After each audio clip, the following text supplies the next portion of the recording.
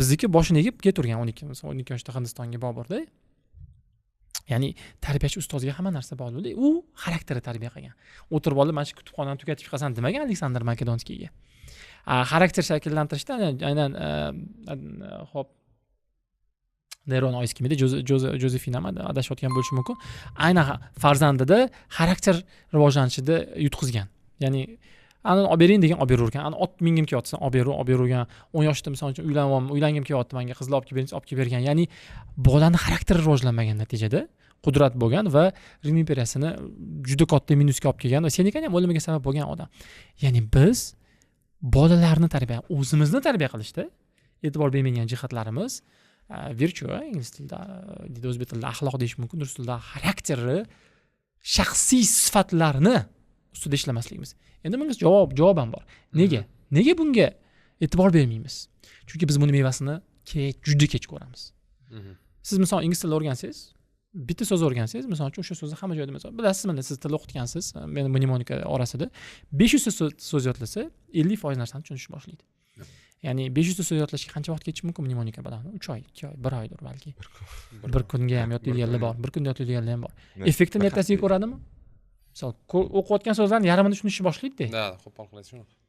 Axloqni tushunmaysizda. Ko'rmaysizda. Mevasi yillardan keyin keladi. Men 5 yil oldingi qilgan xatolarimni jazosini hozir olman axloqiy tomondan. 10 yil oldin, 5 yil oldin qilgan yaxshi, to'g'ri axloqiy ishlarimni xarakter tomondan turgan va'dalarim, qattiqdir qiynalsam ham chidab berganim, sabrim boshqa, ya'ni to'g'ri, noto'g'ri hammasi bo'lgan, aralashdi. Hammasini mevasini hozir o'tib ko'raman. To'g'ri qilgan ishingizni keyin ko'rar ekansiz. 5 yil o'tib. O'shani to'g'ri qilgan ekan. Axloq talablari demak qisqa muddatda noto'g'ri ish qilib qo'yish osonroq ekanda. Noto'g'ri ish qilib qo'yish va doimo hozirgi jamiyat jazolamaydi-da. Jamiyat hozir sabrsizlikni kim jazolaydi misol uchun? Mana sabrsiz misol uchun. Hozir ko'p narsa jazolanmayapti. Jazolanmayapti va tarbiyalanmayapti odamlar. Misol uchun mana qo'pol qilib aytganda, shunaqa pokoleniya odamlar chiqyapti, ular bir-birini qo'rqmasdan haqorat qila oladi.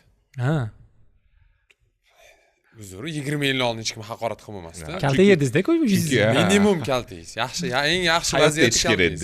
U kelib turib bir kishini misol uchun hozir erkaklar bir-birini haqoratlab tashlaydi internetda. Umuman muammo yo'q-da. Bir turib shuna kirsangiz, u haqoratlagan bu haqoratlagan odamlar ilgari bir-birini o'ldirib yuborishadi, qo'pol qilib aytganda. Tiri chiqmasdi, soch chiqmasdi-da. Instagramni yuritish boshlaganimda men hayron bo'lib qoldim-da. Bu ani qilmoqchi milichkasi yozib chaqiraymikan deb o'ylab qoldim. Keyin so'radim, Davron akadan, ha, yozurishadi. Baytam bolalar bo'ladi ko'pincha. Unaqa qilish kerak. Aqlay bermadim-da. Yosh kattalar ham shunaqa ko'p. Yosh kattalar ham mana anu. Profilga kirsangiz, bolasi bilan rasmga tushgan yosh katta odam kirib so'kib tashlagan. Men kimman bilmaysan va hokazo, ya'ni beznakazanность, oqibatsizlik odamlarni mana shunaqa yumshoq qilib qo'ygan. Xarakter rivojlanmaydi, chunki xarakter qachon rivojlanadi?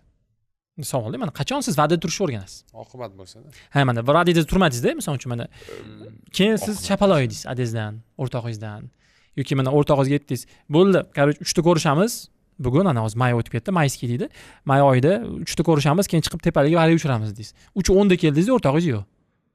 Nega yo'qsan siz? 3 ta kelmadi, kelmadi, men ketib bordim, va'dani turmaysanmi dedi. Kim hozir shunaqa qiladi? Ya'ni xaraktersizlikni biz jazolamayapmiz. Ya'ni biz deganda jamiyat jazolamayapti. Natijada odamlarda xarakter, sabrsizlikni ham aytyapsiz. Mana ani probka turibdi-da, shu o'tib oladi, strechkaga chiqib jamiyatdan jazolamayapti-da buni.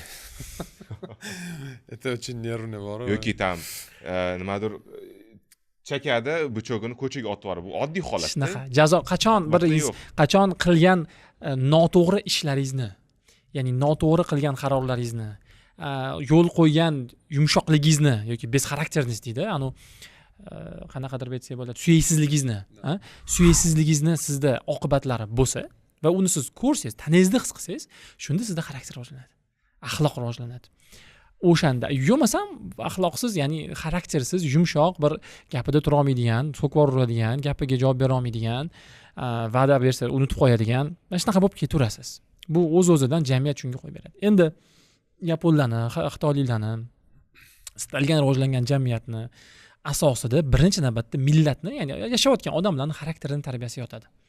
Birinchi ular xarakter tarbiya qiladi. Endi aqliy qobiliyat o'z-o'zidan bo'ladi. Aqliy qobiliyat o'z-o'zidan qo'shimcha bo'ladi. Aqliy qobiliyatni biz rivojlantirishimiz ikkilamchi ish bo'lib qoladi. Bola o'zi mehnatkash bo'lsa, bo'ldi, u siz unga matematikani o'qitishim kerak, keyin algebrani o'qitaman, keyin til o'rgataman, keyin yo'q, mehnatkashmi? Mehnat orqali erishadigan degan narsa unga singdimi? Bo'ldi, mehnat qilib nima? Misol uchun, hozir nimani o'rganishim kerak aytaymi? Bo'ldi, 1 yil mehnat qilaman, o'rganib olaman deydi.